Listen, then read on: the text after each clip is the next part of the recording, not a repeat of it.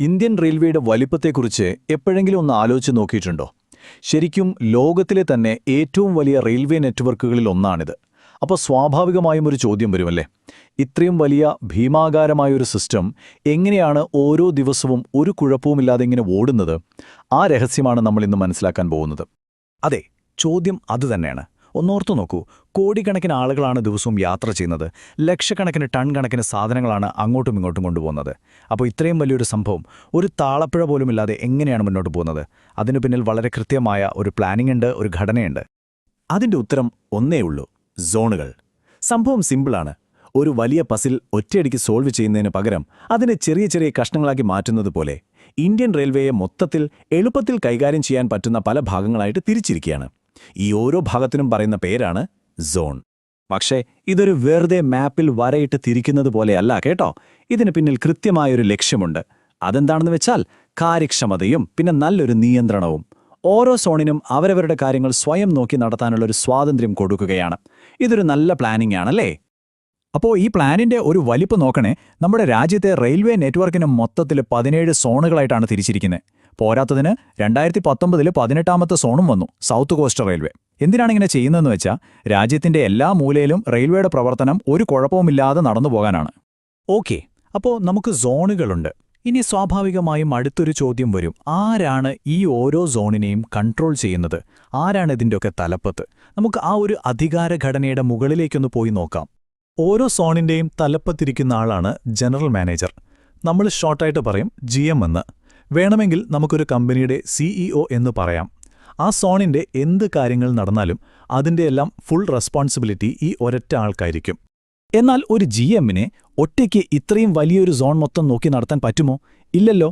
അപ്പോൾ അദ്ദേഹത്തെ സഹായിക്കാനായിട്ട് ഒരു വലിയ ടീം തന്നെ ഉണ്ടാകും. ഈ ടീം മുഴുവൻ ഇരിക്കുന്ന ആ ഒരു മെയിൻ ഓഫീസാണ് സോണൽ ഹെഡ്ക്വാർട്ടേഴ്സ്.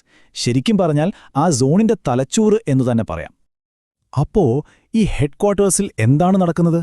അവിടെ ഓരോ കാര്യത്തിനും അതിൻ്റേതായ സ്പെഷ്യലിസ്റ്റുകൾ കാണും. അതായത് ട്രെയിൻ ഓപ്പറേഷൻസ് നോക്കാൻ ഒരാൾ, ട്രാക്കും സിഗ്നലും നോക്കാൻ വേറൊരു ടീം, അങ്ങനെ എല്ലാത്തിനും മേൽനോട്ടം വഹിക്കാൻ ഓരോ പ്രത്യേക ഡിപ്പാർട്ട്മെൻറ്റുകളുണ്ടാകും. കുറച്ച് ഉദാഹരണങ്ങൾ നോക്കിയാലോ? ട്രെയിനുകൾ എപ്പോ പോവണം, ഏതു ട്രാക്കിലൂടെ പോകണം എന്നൊക്കെ തീരുമാനിക്കുന്ന ഓപ്പറേറ്റിംഗ് ഡിപ്പാർട്ട്മെന്റ്. പിന്നെ പാളമൊക്കെ ഉറപ്പുള്ളതാണോ, പാലത്തിനു ബലമുണ്ടോ എന്നൊക്കെ നോക്കുന്ന എഞ്ചിനീയറിംഗ് ഡിപ്പാർട്ട്മെന്റ്. ടിക്കറ്റ്, പാഴ്സൽ വരുമാനമൊക്കെ നോക്കുന്ന കൊമേഴ്ഷ്യൽ ഡിപ്പാർട്ട്മെന്റ്. പിന്നെ നമ്മുടെയെല്ലാം സുരക്ഷ ഉറപ്പാക്കുന്ന സെക്യൂരിറ്റി. അങ്ങനെ ഒരുപാട് ഡിപ്പാർട്ട്മെന്റുകൾ ചേർന്നതാണ് ഈ ഹെഡ്ക്വാർട്ടേഴ്സ്. ഓക്കെ, അപ്പോൾ നമ്മൾ GMനെ ഹെഡ്ക്വാർട്ടേഴ്സിനെ പറ്റി പറഞ്ഞു. പക്ഷേ ഈ ഹെഡ്ക്വാർട്ടേഴ്സിൽ എടുക്കുന്ന തീരുമാനങ്ങൾ എങ്ങനെയാണ് താഴെ നമ്മുടെ റെയിൽവേ സ്റ്റേഷനുകളിലും ട്രാക്കുകളിലൊക്കെ എത്തുന്നത്? അതിന് ഈ ഘടനയിലൊരു തട്ടുകൂടിയുണ്ട്. നമുക്ക് അങ്ങോട്ട് പോകാം. അതായത് ഓരോ സോണും ഒരുപക്ഷെ ഒരു സംസ്ഥാനത്തിന്റെ അത്രയൊക്കെ വലിപ്പമുണ്ടാകും. അപ്പോൾ അതിനെ വീണ്ടും ചെറിയ ചെറിയ യൂണിറ്റുകളായിട്ട് മുറിച്ചിട്ടുണ്ട്. ഈ യൂണിറ്റുകൾക്ക് പറയുന്ന പേരാണ് ഡിവിഷനുകൾ. എന്തിനാണിങ്ങനെ ചെയ്യുന്നതെന്ന് വെച്ചാൽ ഓരോ ലോക്കൽ ഏരിയയിലെയും കാര്യങ്ങൾ പെട്ടെന്നും എളുപ്പത്തിലും നോക്കി നടത്താൻ വേണ്ടിയാണ്. ഇതൊന്ന് വ്യക്തമാക്കാൻ നമുക്കൊരു ഉദാഹരണം നോക്കാം. സെൻട്രൽ റെയിൽവേ അതൊരു സോണാണ്. അതിന്റെ ഹെഡ്ക്വാർട്ടേഴ്സ് മുംബൈയിലാണ്. ഈ സെൻട്രൽ റെയിൽവേ എന്ന വലിയ സോണിനെ മുംബൈ, ഭുസാവൽ, നാഗ്പൂർ, സോലാപൂർ, പൂനെ എന്നിങ്ങനെ 5 ഡിവിഷനുകളായിട്ട് തിരിച്ചിട്ടുണ്ട്. ഈ ഓരോ ഡിവിഷനുകളാണ് അതാത് ഏരിയയിലെ എല്ലാ ദിവസത്തെയും കാര്യങ്ങൾ നോക്കുന്നത്. ഇനി നമുക്ക് കുറച്ചുകൂടി പരിചയമുള്ള സദേൺ റെയിൽവേയുടെ കാര്യമെടുക്കാം. അതിന്റെ ഹെഡ്ക്വാർട്ടേഴ്സ് ചെന്നൈയിലാണ്. അതിന് കീഴിൽ വരുന്നത് ചെന്നൈ, മധുര, തിരുച്ചിറപ്പള്ളി, പിന്നെ നമ്മുടെ പാലക്കാട്, തിരുവനന്തപുരം, സേലം, അങ്ങനെ 6 ഡിവിഷനുകളാണ്. അപ്പോൾ ഇതിൽ നിന്നൊരു കാര്യം ക്ലിയർ ആണല്ലേ?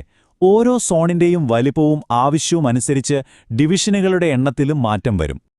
അപ്പോൾ ആ ഒരു ഘടനയുടെ ചിത്രം ഏകദേശം കിട്ടിയില്ലേ? ഏറ്റവും മുകളിൽ രാജ്യത്തിന് മൊത്തത്തിലുള്ള കാര്യങ്ങൾ തീരുമാനിക്കുന്ന റെയിൽവേ ബോർഡ്. അതിന് താഴെയായി ഓരോ മേഖലയും നോക്കി നടത്തുന്ന സോണുകൾ. അതിന് നേതൃത്വം കൊടുക്കുന്നത് ജനറൽ മാനേജർ. പിന്നെ ഏറ്റവും താഴെത്തട്ടിൽ ആക്ഷൻ നടക്കുന്നത് ഡിവിഷനുകളിലാണ്. ഇതാണ് ഇന്ത്യൻ റെയിൽവേയുടെ ഭരണത്തിന്റെ ആ ഒരു ഓർഡർ. ഇതെല്ലാം കേട്ടുകയറുമ്പോൾ ഒരുപക്ഷെ നിങ്ങൾ ചിന്തിക്കുന്നുണ്ടാകും, എന്തിനാണ് ഇത്ര കോംപ്ലിക്കേറ്റഡ് ആയൊരു സിസ്റ്റം? കുറച്ചുകൂടി സിമ്പിളായിട്ട് കാര്യങ്ങൾ ചെയ്തൂടെ? അതിന്റെ ഉത്തരം വളരെ സിമ്പിളാണ്. ഒറ്റയടിക്ക് മാനേജ് ചെയ്യാൻ പറ്റാത്ത അത്രയും വലിയൊരു നെറ്റ്വർക്കാണ് നമ്മുടേത്. അപ്പോൾ അതിനെ നമുക്ക് എളുപ്പത്തിൽ നിയന്ത്രിക്കാൻ പറ്റുന്ന ഭാഗങ്ങളായിട്ട് മുറിക്കുന്നു. ഒരു വലിയ കെട്ട് ഒറ്റയടിക്ക് അഴിക്കാൻ നോക്കുന്നതിന് പകരം അതിലെ ഓരോ ചെറിയ നൂലും വേർതിരിച്ചെടുക്കുന്നത് പോലെ. അതുതന്നെയാണ് ഈ ഘടനയുടെ വിജയരഹസ്യവും. അപ്പോൾ ഈയൊരു വിശകലനം നമുക്കിവിടെ നിർത്തുമ്പോൾ ഒരു ചോദ്യം ബാക്കിയുണ്ട്. ഇന്ത്യൻ റെയിൽവേയുടെ ഈ ഒരു മോഡൽ, അതായത് വലുതായി ചിന്തിക്കുക പക്ഷേ ചെറുതായി കൈകാര്യം ചെയ്യുക എന്ന ഈ ആശയം, ഇത് മറ്റു വലിയ സ്ഥാപനങ്ങൾക്കോ അല്ലെങ്കിൽ സർക്കാർ സിസ്റ്റങ്ങൾക്കൊക്കെ ഒരു പാഠമല്ലേ? ഒരുപക്ഷേ നമ്മുടെ മുന്നിലുള്ള പല വലിയ പ്രശ്നങ്ങളും പരിഹരിക്കാനുള്ളൊരു വഴി ഇതായിരിക്കാം. എന്താ നിങ്ങളുടെ അഭിപ്രായം?